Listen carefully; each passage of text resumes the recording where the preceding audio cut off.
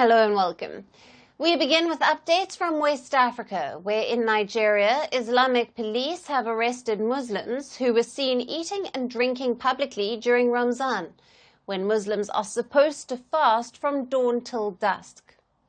These arrests in Nigeria's Kano state also included those selling food at the start of Ramzan. Around 20 people were arrested for not fasting and 5 for selling food. All 25 have been charged in a Sharia court and await punishment. The Islamic police in Nigeria's Kano state said the operations would continue throughout the month and that any disrespect for Ramzan would not be condoned. One of the police officials also said they sometimes get tip-offs when people are seen eating during the Muslim holy fasting month. Not just this, the Islamic police also arrested 2 more people who were seen with inappropriate haircuts, wearing shorts above the knees, and tricycle drivers mixing male and female passengers.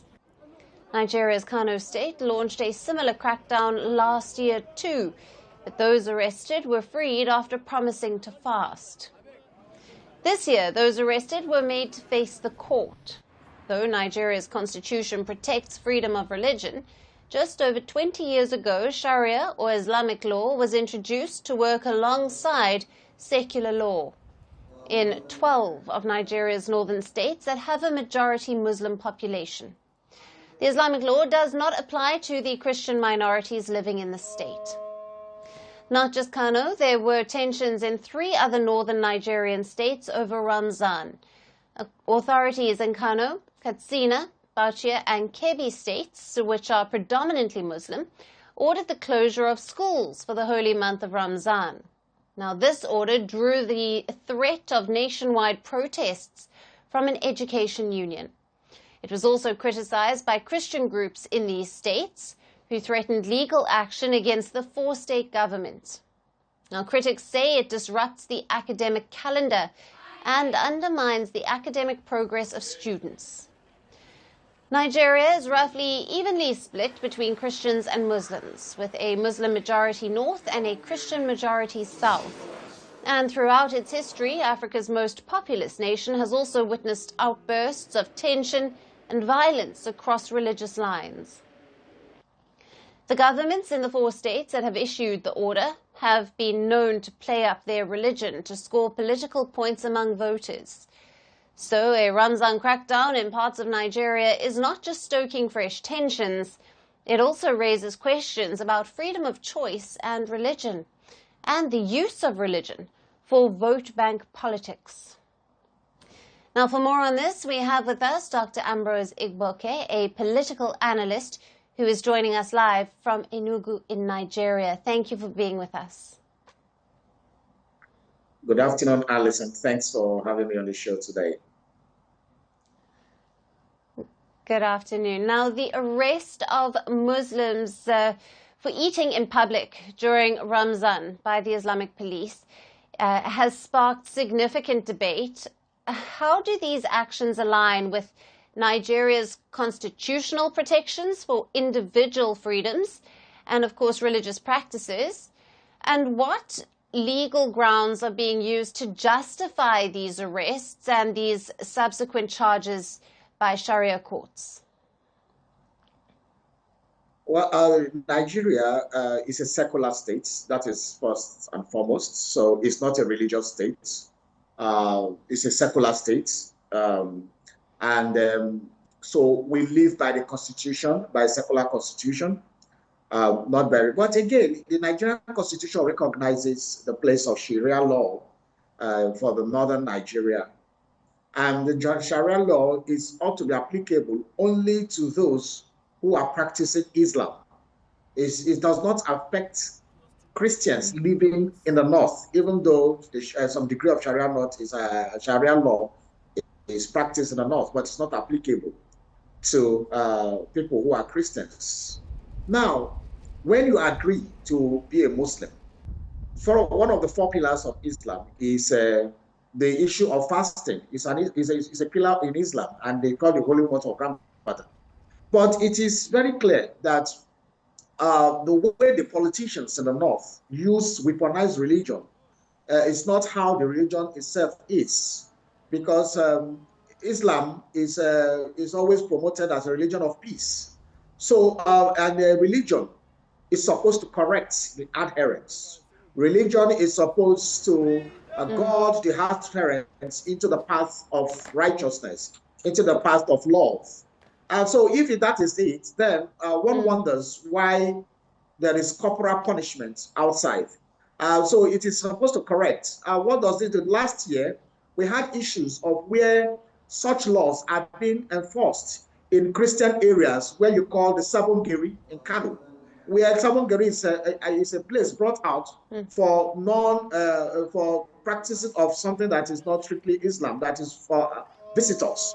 That we saw the Hizbah police practicing that in Sabongeri last year, and that should not repeat itself this year, because it is supposed to be an enclave for people who are non-practicing Muslims. And so, so that doesn't bring religious tension, we have to be careful how these things are implemented.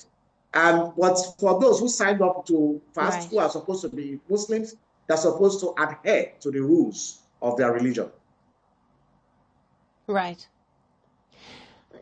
And the decision by some northern states to close schools throughout Ramzan has been criticized by the Christian Association of Nigeria as counterproductive for the students. Now, what are the potential social and educational impacts of these closures? And how does this reflect the broader religious and political dynamics then in northern Nigeria? Firstly, I must say that the Nigerian Constitution always had Sharia as a component, as an integral component of the Constitution. But sometime in 2003, in 2001, culminating to 2002, some northern governors came up with a different shades of Sharia, trying to implement full Sharia. And they said it cannot work because this is Nigeria.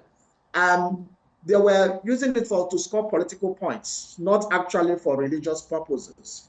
We thought we have passed that time, and then we come now, and then we're having this kind of issues. Saudi Arabia, which is where Islam originated, even the Middle East, we have Iran, Iraq, UAE, all these countries, Egypt, Libya, all these countries that are really, what we call Muslim countries, have not asked their children to go home because of fasting. They all go to school during the time of Ramadan.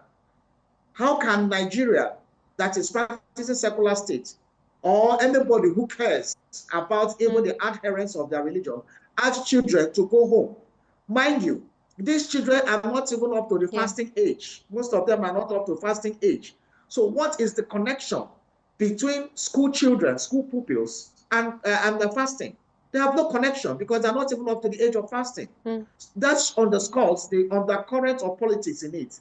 That shows that these northern governors don't care about the welfare, educational welfare of their children. And that is also stems from the fact that we have some group of people who came up like 15 years ago and called themselves Boko Haram, saying that education is a taboo. And these governors are trying to give a verve to that kind of belief system. Because in Saudi Arabia, people go to school when they're fasting. You're asking the children not to go to school in Nigeria for 5 weeks. And you closed all schools. Mind you, the Sharia says that it's only applicable to the Muslims.